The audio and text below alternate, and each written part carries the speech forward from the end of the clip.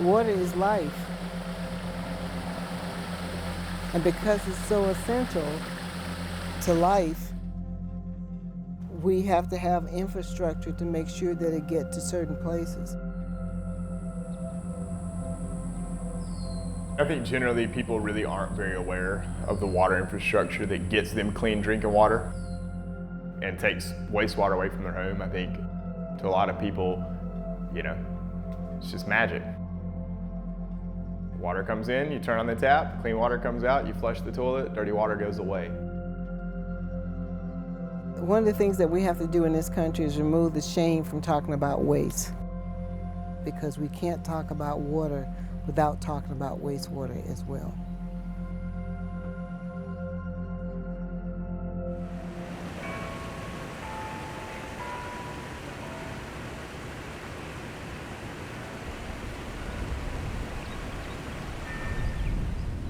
We're down here, this is a urban creek in Mobile. This is 1 Mile Creek just in the distance, and just kind of looking at some of the sewage infrastructure that lies next to all these creeks and thinking conceptually about the problems that we face when we have these large storms, and even when they're not named storms or not tropical storms, the kind of rain we get in the rainiest major city in the United States, the kind of challenges that sewage infrastructure and stormwater face.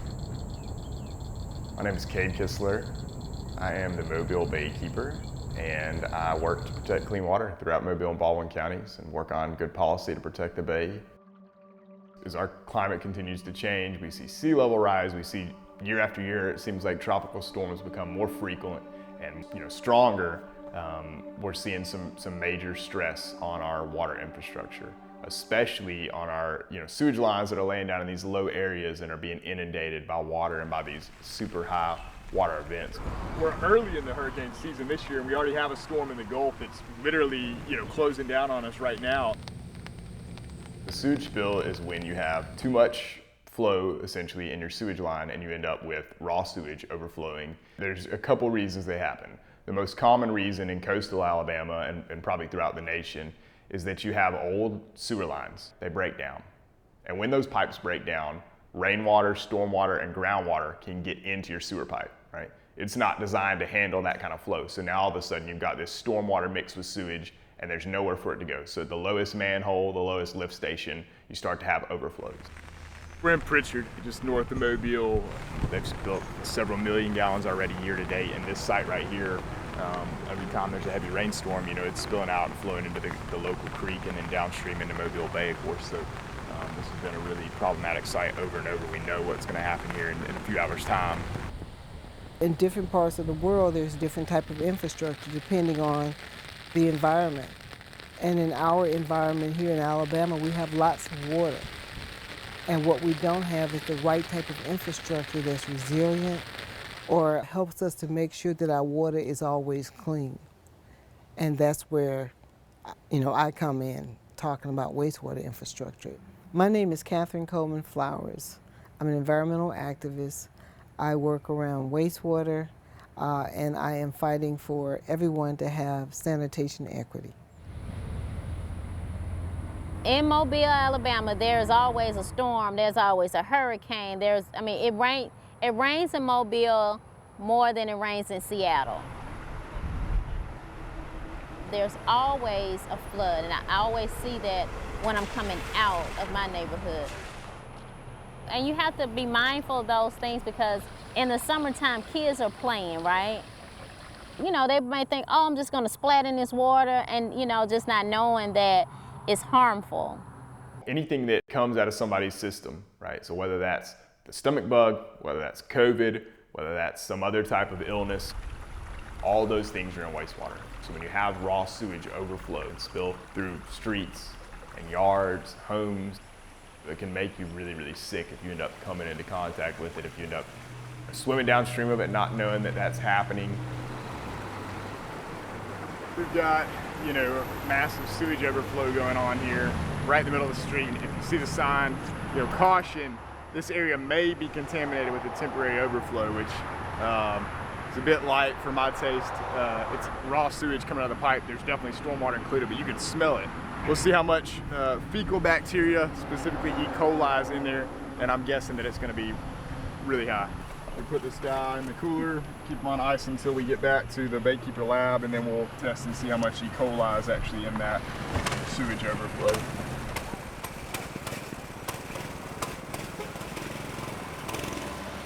And then we have to take into account climate change. When the water tables are rising, the sea levels are raising, all that's a part of climate change. The infrastructure is not prepared for that. We are seeing examples of impacts. All 67 counties in the state of Alabama. And then you leave this state and go across the country, we're seeing the same thing. We're seeing them in places like in North Carolina where the septic systems are contaminating the drinking water. In Alaska, the melting permafrost is actually exposing the infrastructure, whether it's in Texas, Louisiana. In Florida, they're having fish kills and algae blooms more often now. So that's going to become more common throughout if we don't build more resilient infrastructure. But a lot of these EJ communities, a lot of these communities that we've been talking about have never gotten the infrastructure in the first place.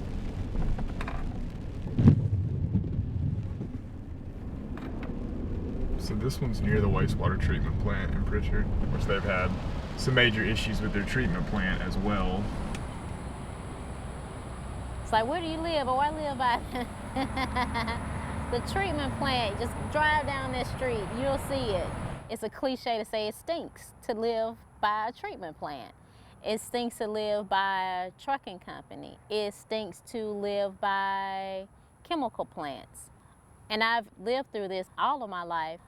I just thought that all neighborhoods had these type of things in their neighborhood, but that's not true. I live in Pritchard. I've been living in Africatown all my life, and we have been struggling with environmental issues. Africatown is the home of the last documented slave ship, the Clotilda. I am a direct descendant of two of the survivors of the Clotilda. And what those brave enslaved Africans did, they formed their own community, which still stands today.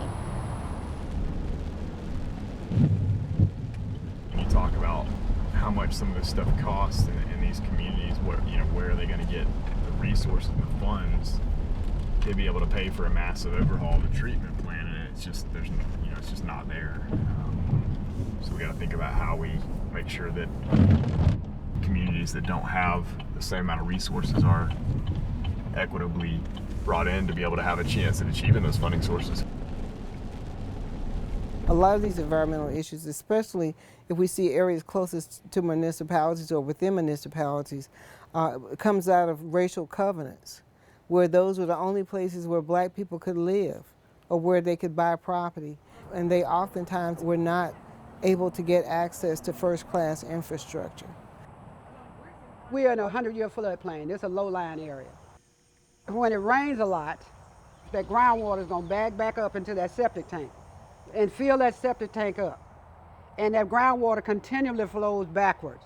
So when the septic tank is filled, it's going to push all that sewage and everything else back up into your house. It's going to overflow. And it's going to overflow. You can't flush. So the only recourse you have is to pray that the rain stops and that the ground dries out and your water table can go down. That's the only recourse you got. Montgomery is located in central Alabama, the capital city, and a lot of history is here as it relates to both the Confederacy and the Civil Rights struggle. Montgomery at one point was one of the top slave trading posts in the United States. So Montgomery has a very dubious history.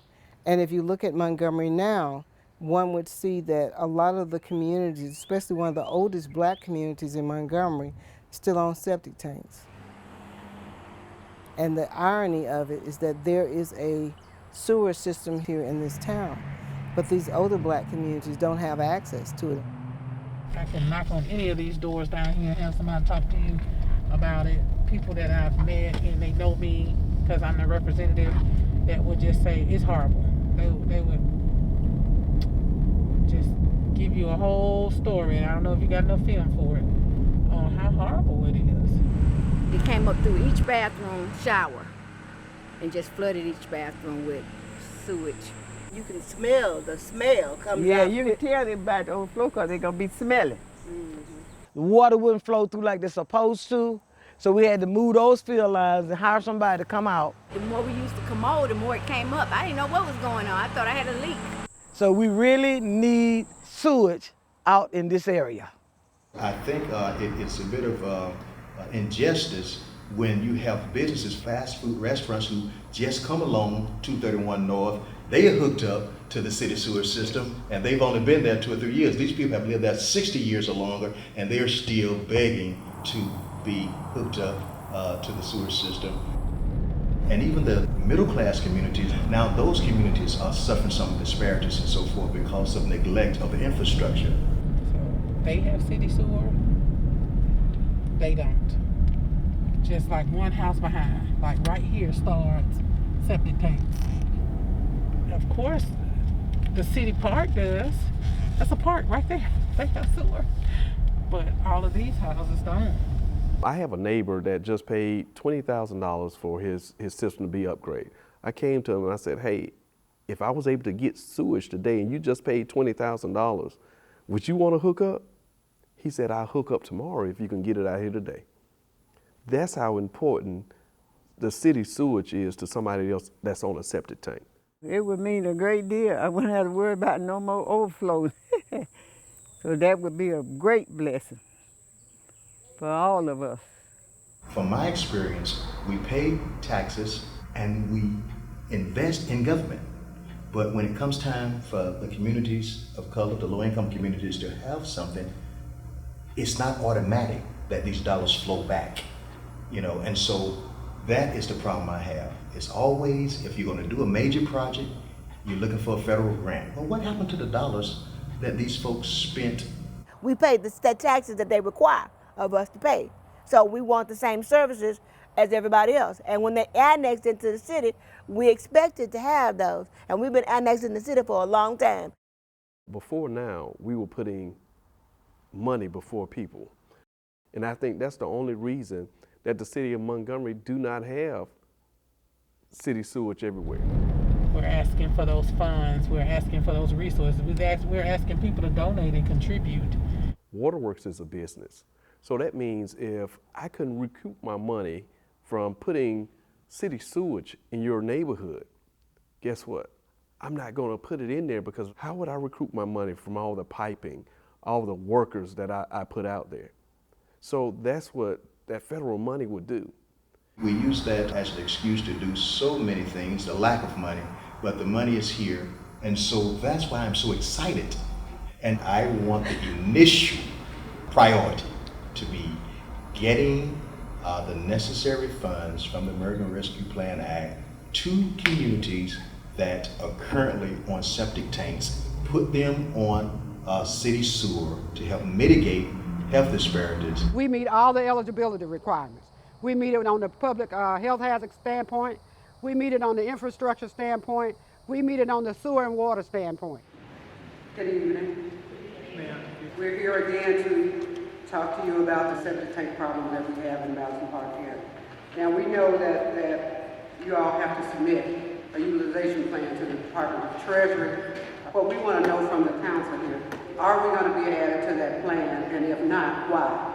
And if so, when will work begin? You have a commitment from this council that is on the top of our priority list. That is the commitment from this council, because it's not just in your area, which I know you know that, my area as well. So infrastructure like sewage is on top of our list. Okay, well, Councilor Graham and the rest of you all, just know that I will be here twice a month. I look forward to seeing you. Ms. Wright, have you gotten a commitment from the Montgomery County Commission also? We're trying to partner with all the funds that we're getting to make an impact on Montgomery. So Commissioner Sankey says he supports us, and so does This property out here, like I said, most of it is family owned. This house here was my father's childhood Jim Walter home. This is my mother and dad home. This is where we lived at. My great-granddaddy bought the land that we're on, and it's been family owned since the 1980s. And it's only 3 acres, but it's ours. And you want to keep it. Mm-hmm. They're kin to them. It's just all like a lot of family down here, but they all have taken very good care of their land and their homes, and they just have been battling for years to just change and come on to the city services. The citizens of Montgomery deserve to have a good life. And I just don't think being on septic gives you that quality of life that you deserve staying in the city of Montgomery in 2021. So here we go, let's get it done. Poking around through Mobile today, we're really not seeing many sewage spills, which is a great thing. Moz has spent a lot of money over the last several years to try to tamp these sewage spills down and eliminate them. Moz is the Mobile Area Water and Sewer System. We provide both drinking water and wastewater services. We actually, Mobile Baykeeper sued Moz way back in 1998 under the Clean Water Act due to the sewage spills that were ongoing in Mobile. And it has been a long journey from there to where we are now, but we built a really great relationship with Moz. We all have a part to play in the community in regard to how we fit into the overall puzzle of water service, the environment, public health, and so forth. And Baykeeper works in a capacity where if they see something that needs to be addressed, they'll bring it to our attention and we'll do our level best to address it.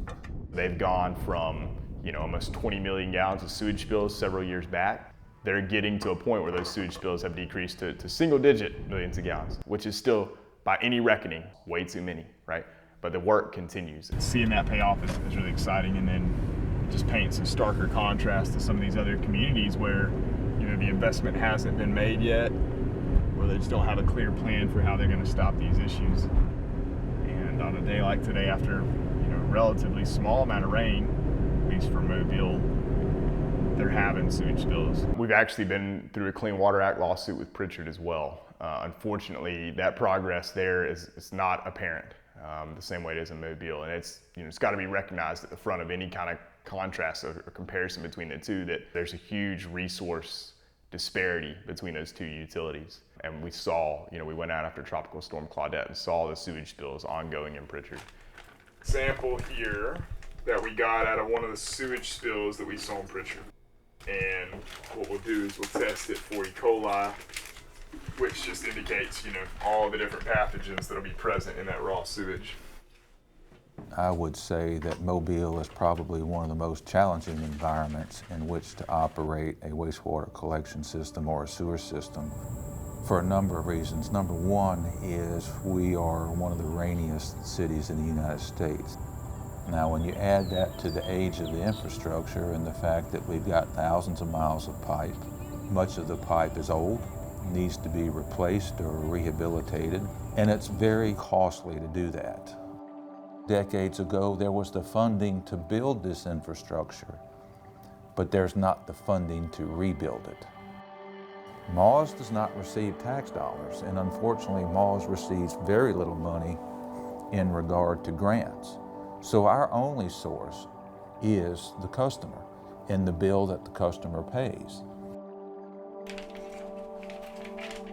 This is not a zero-sum game, and I don't think it's okay to most Alabamians and Americans that, hey, I have clean water at my house, but you don't at your house. As long as I've got mine, then I'm okay. That's not the way that I was raised, and I think there's a lot of folks that feel the same way, that all of our neighbors, regardless of income, race, gender, should have clean water. So for each one of these little cells that fluoresce, that indicates a positive cell for E. coli. The more of them that we see fluorescing, the more E. coli was in that sample. People sometimes forget how important water is to public health. Many people don't realize that water is the only utility you pay for that you actually put in your mouth. And if we do our job right, you shouldn't have to think about it. You turn that faucet on, you have water, you flush the toilet, that goes, and then we've done our part, as long as we keep it properly treated, conveyed, and put back into the public waters. Down here in coastal Alabama, Mobile Bay, we've got one of the most biodiverse areas in the world. North America's Amazon, all these kind of names. And these kind of issues, right, whether it's sewage spills or stormwater pollution, can have devastating impacts on our environment. Nobody can tell the fish, hey, y'all might want to take a day out of the bay, there's going to be some sewage spills today. The oysters, the dolphins, the manatees, they don't get a break, right? They're subject to all that pollution. So that's really saddening, but also motivating for the work that we do and I do, at Mobile Baykeeper, is that we've got a lot of work to do. It doesn't ever stop. It's also critical to our economy, right? When we develop the infrastructure, it's going to be good for the real estate industry. It's going to be good for businesses who want to come in. I mean, there's millions of dollars to be made that's going to help the economy. And why not help the economy and satisfy some of those who've been left out of the equation for so long? I mean, it's a no-brainer, as they say. So it's critical that folks let their elected officials know, both now and in the future, that while, yes, we've got to have power, absolutely we need roads that work to drive on, but that clean water is, at the end of the day, the most important piece of infrastructure that we can talk about. It's the most important piece of infrastructure to fund. The seventh generation principle is to do things in such a way that it will positively impact 7 generations to come.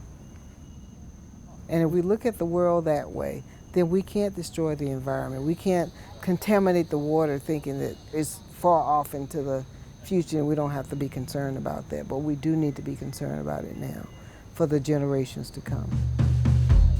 These are exciting times. Somebody said they was the best of time and the worst of time. Yes, sir. So yes, sir. I'm excited.